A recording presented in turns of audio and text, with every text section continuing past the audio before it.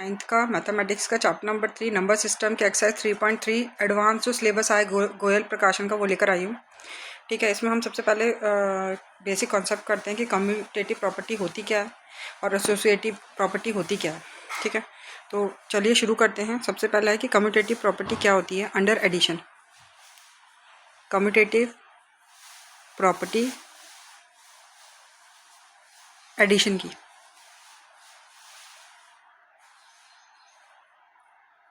ठीक है, इसमें क्या होता है कि a प्लस बी क्या होता है, इक्वल होता है किसके, b प्लस ए के। ठीक है, मतलब अगर मैंने लिखा कि 1/2 प्लस 5/7 तो मैं इसको ऐसे लिख सकती हूँ कि 5/7 प्लस 1/2। ठीक है, दोनों में क्या होगा, ये इक्वल आएगा। ठीक है, वैसे ही हमारी क्या होगी, एसोसिएटिव प्रॉपर्टी हो गई। एसोसिएटिव प्रॉपर्टी हो गई अंडर एडिशन की बात कर रही हूँ मैं अभी। ठीक है, एडिशन वाला कर रहे हैं अभी हम। तो इसमें क्या होता है कि 3 एलिमेंट ले लिया हमने, a प्लस बी प्लस सी, तो वो इक्वल होता है किसके, a प्लस बी प्लस सी के। ठीक है, फॉर एग्जांपल देखो, जैसे यहाँ पे है कि a दिया हुआ है मुझे 4/5। ठीक है, b दिया है मुझे 4/6 और मुझे c दिया है 2/3। तो मैं इसको कैसे अरेंज कर सकती हूँ, a क्या है मेरा 4/5 तो 4/5 लिखा, प्लस b लिखा तो b क्या है 4/6 है, प्लस c 2/3 है। ठीक है, तो मैं इसको इस फॉर्म में लिख सकती हूँ। ये था एसोसिएटिव प्रॉपर्टी। क्लियर, दोनों ही सिचुएशन में, कम्यूटेटिव में भी और एसोसिएटिव में, दोनों इक्वल आएंगे।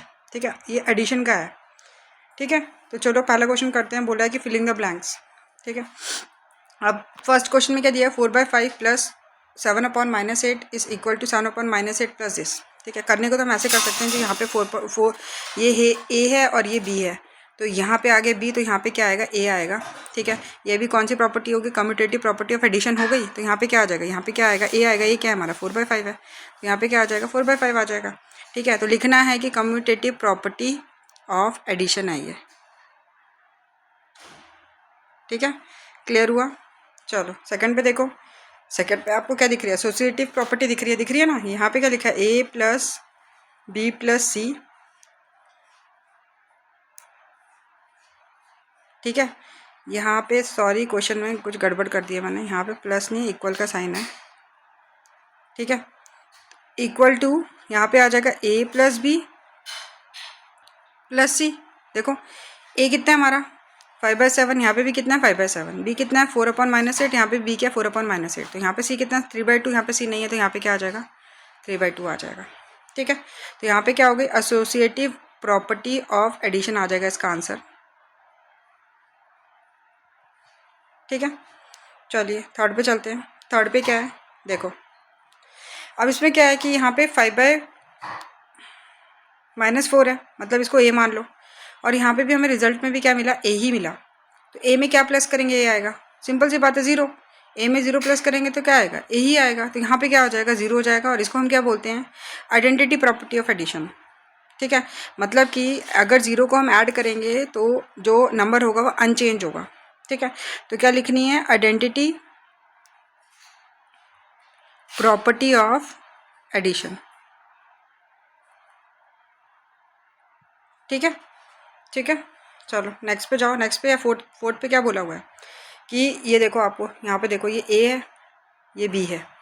ठीक है, ब्रैकेट क्लोज, प्लस यहाँ पे क्या आ गया, c आ गया, इक्वल टू, अब ये 3/2 क्या a है, तो यहाँ पे a आ गया, प्लस, और ये वाला क्या 5/4, ये c है ना, यहाँ पे c है, तो यहाँ पे क्या आएगा, b आएगा, तो b प्लस हो जाएगा, है ना। तो a क्या है हमारा -3/2 ऑलरेडी है, b क्या है 7/8, तो यहाँ पे क्या आ जाएगा 7/8 आ जाएगा। ठीक है ना, तो ये क्या हो गई, एसोसिएटिव प्रॉपर्टी ऑफ एडिशन हो गई। ठीक है, क्लियर हो गया, क्लियर हो गया। चलो नेक्स्ट पे चलते हैं। नेक्स्ट पे बोला कि verify that x plus Y equal to Y plus X by taking this. ठीक है, हमें वेरीफाई करने के दोनों बराबर है। ठीक है, क्या क्या दिया है हमें, x plus Y is equal to Y plus X दिया हुआ है। ठीक है, पहले हम LHS लेंगे। LHS में हमें क्या है, x प्लस वाई है, तो हम क्या करेंगे, x प्लस वाई लेंगे, इसको सॉल्व करेंगे पहले। तो x की वैल्यू क्या है, x की वैल्यू दे रखी है -6/5। ठीक है। और y की वैल्यू क्या है, y की वैल्यू 3/7 है। ठीक है, मैंने अभी आपको बताया था कि हमें क्या करना होता है, डिनोमिनेटर सेम करना होता है। तो डिनोमिनेटर सेम करने के लिए हम क्या करते हैं कि दोनों में कॉमन देखते हैं। तो दोनों 5 और 7 है, 7 में कॉमन किया कि दोनों 35 की टेबल में आते हैं। 5 7 से कितना होता है 35। तो हम क्या करेंगे, यहाँ पे भी यहाँ पे 7 से मल्टीप्लाई कर देंगे, तो ऊपर भी किससे करना पड़ेगा 7 से, और इसको किससे कर देंगे 5 से, तो ऊपर भी किससे करेंगे 5 से। अब देखो डिनोमिनेटर सेम करो, तो -6 7 से कितना होता है 42, और 5 7 से कितना होता है 35, प्लस 5 3 से 15, और 7 5 से कितना हो गया 35। नीचे सेम आ गया। नीचे जब सेम आता है तो हम ऐसे ही लिखते हैं, ऊपर जो है वो सेम एज इट इज़ लिखना है। क्या लिखना है, -42 + 15 कितना हुआ, कितना आया, देखो माइनस प्लस माइनस, तो 42 में से 15 गया तो कितना आता है, कितना आता है 27 आता है, और माइनस का है तो माइनस लगाएंगे, तो -27/35। ठीक है, अब ये किसी की टेबल में नहीं आता तो इसका आंसर ये आ गया। ठीक है, अब क्या लेंगे हम, इसका RHS लेंगे y + x। ठीक है, तो यहीं पे ले लेते हैं। ठीक है, क्या लिया मैंने, RHS y + x लिया। ठीक है, y क्या है मेरा 3/7 है। ठीक है, और x क्या है मेरा, x क्या है -6/5। ठीक है, खोलो ब्रैकेट, ये हो जाएगा 3/7 प्लस माइनस माइनस, तो यहाँ हो जाएगा 6/5। ठीक है, अब क्या करें, डिनोमिनेटर को सेम करना है, तो इसको सेम करने के लिए 5 से मल्टीप्लाई, ऊपर भी 5 से, और इसको 7 से मल्टीप्लाई, ऊपर भी 7 से। ठीक है, तो क्या मिला आपको, क्या मिला, 3 5 से 15, 5 7 जा 35, -6 7 जा 42, 5 7 जा 35। ठीक है, नीचे आ गया सेम, तो नीचे सेम लिखेंगे, ऊपर जो एज इट इज़ है वैसे का वैसे लिख देंगे। तो 15 - 42, तो कितना आ गया -27/35। तो आपका क्या आ रहा है, LHS RHS इक्वल हो रहा है। तो इसलिए प्रॉपर्टी क्या हो गई, वेरीफाई हो गई कि x + y = y + x होता है। कम्यूटेटिव प्रॉपर्टी पड़ी थी जो, ये प्रूव हो गई। ठीक है, समझ में आ गया। चलो इसका नेक्स्ट पार्ट करते हैं हम। इसी में कर रही हूँ मैं, इसको रब कर रही हूँ। ठीक है,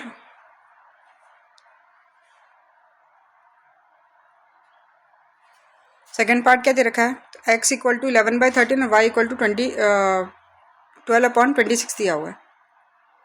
ठीक है, एक सेकंड रुको,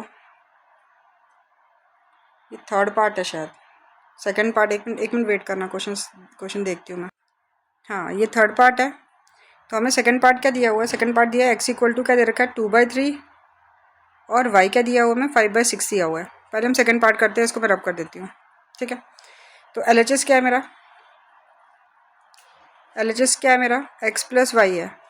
ठीक है, x क्या है मेरा 2/3, प्लस y क्या है 5/6। ठीक है, अब 3 को 6 बना सकती हूँ किससे, 2 से मल्टीप्लाई करूँगी, तो ऊपर भी किससे करना पड़ेगा 2 से, तो 2 2 4, 3 2 6, प्लस 5/6। ठीक है, डिनोमिनेटर सेम आ गए, तो नीचे क्या आ गया 6 आ गया, और 4 + 5 कितना होता है 9, 9/6 आया। इसको फर्दर हम कर सकते हैं डिवाइड, क्योंकि दोनों 3 की टेबल में आते हैं। ये होता है 3 3 9, और ये होता है 3 2 6, तो कितना हो गया 3/2 आ गया। ठीक है, अब RHS लो, RHS में क्या है y + x है, y + x है, तो y क्या है हमारा 5/6 है, और x क्या है मेरा 2/3 है।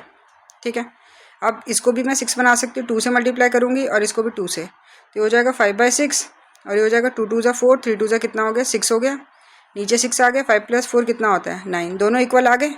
कैसे, देखो 3 की टेबल से 3 3 जा 3 2 जा कितना आ गया 3/2, वो भी कितना आ गया 3/2 आ गया। तो LHS किसके इक्वल हो गया, RHS के इक्वल हो गया। तो हैंस क्या हो गई, प्रॉपर्टी क्या हो गई, सेटिस्फाई हो गई। ठीक है, ठीक है, चलो अब थर्ड पे चलते हैं, थर्ड क्वेश्चन पे चलते हैं।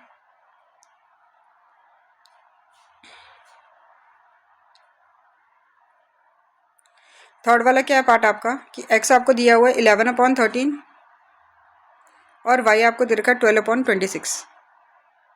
ठीक है, तो LHS ले लो, LHS क्या है आपका x + y है, x क्या है आपका 11/13, और y क्या है आपका 12/26।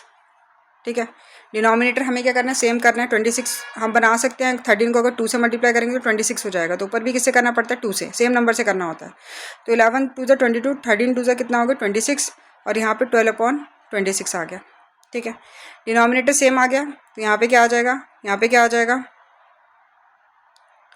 26 आ जाएगा, और 22 में 12 प्लस करेंगे तो 34 हो गया। ठीक है ना, अब करो डिवाइड, इसको करो इसको, तो इसको 2 की टेबल से 2 17 जा और 2 13 जा, तो कितना आ गया इसका थर्ड पार्ट का कितना आ गया बताओ, 17/13 आ गया। ठीक है। अब आ गया हमारा नेक्स्ट वाला कि y प्लस एक्स करना है, मतलब RHS करना है हमें। तो RHS में क्या बोला है हमें कि y प्लस एक्स करना है। तो y कितना दिया हुआ है हमें 12/26 और x कितना दिया हुआ है हमें 11/13। सेम 13 को 26 बनाने के लिए 2 से मल्टीप्लाई, तो ऊपर भी 2 से मल्टीप्लाई, तो ये हो गया 12/26। ठीक है, 11 2 से 22 और 13 2 से कितना हो गया 26, नीचे आ गया 26, दोनों को ऊपर प्लस किया तो क्या हो गया 34 हो गया। 2 की टेबल से 2 17 और 2 13, तो 17/13। ठीक है, आप ऐसे भी कर सकते हो, आप और भी इसी तरीके से कर सकते हो। कैसे, देखो यहाँ पे क्या दिया है मुझे,